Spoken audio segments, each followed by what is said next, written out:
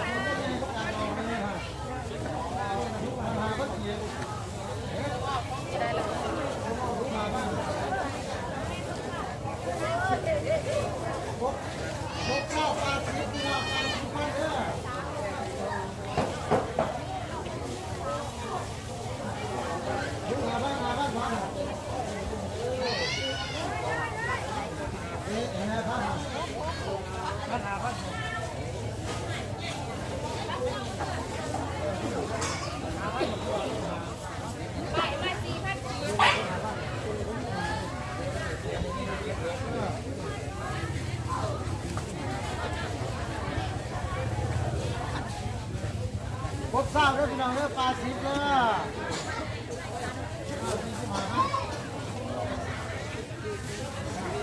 พบทราบบ้างทราบบ้าง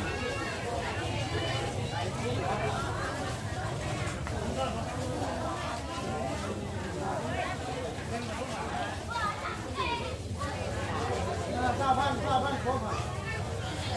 ปลาชิบปลานั่งทุกมาหาบ้านพักการ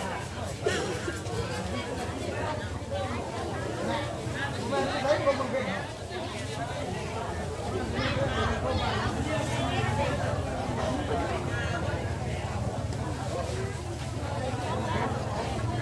รถมาบ้าง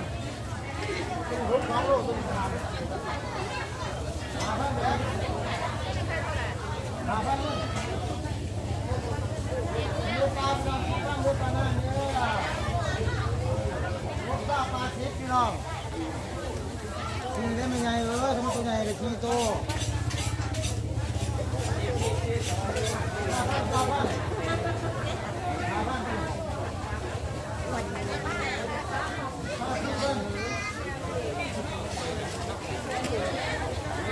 มาบ้างเป็นสองคน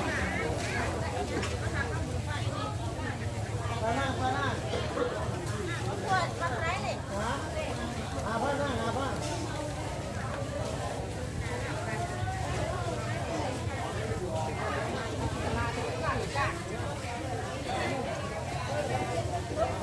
ปลาหน้าปลาข้าวพี่น้องก็เลยหมอตัว2,000หาพักเสียก็พี่น้องเด้อว่าหนักบ่ว่าหาพักเสียไม่ได้รู้อะไรมากมันก็เลยไม่ได้ว่าหาหนักคนเอง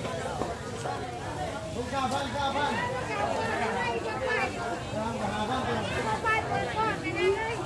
็นหาบ้านเอาประตูมาไหนแล้วไม่เอาไปเด้อ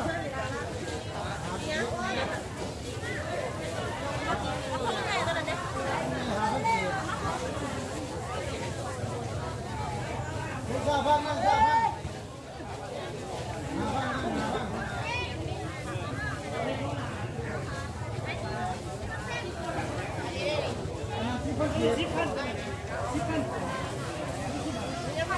ว่าพูดหรือว่าจมที่บ้าน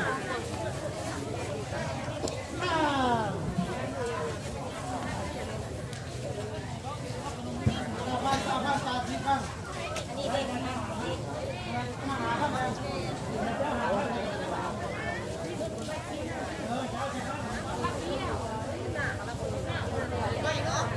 วหาบ้านเรามาบวกกันเนี่ย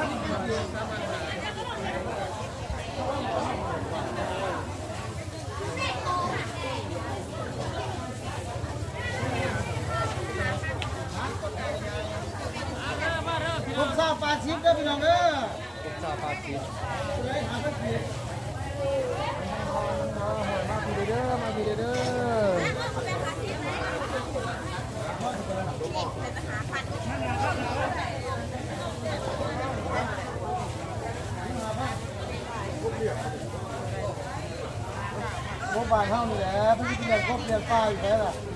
ท้ายทั้งตัวท่านเลยอ่ะจะไม่ยังเนี่ยไปเท่าที่บ้าน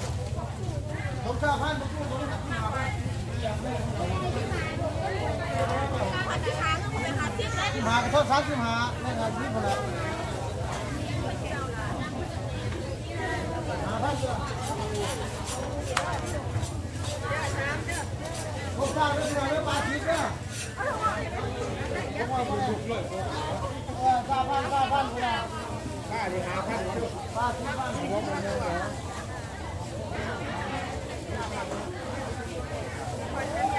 ป้าที่เชื่อได้ไหมเขาต้องมาไหมวะ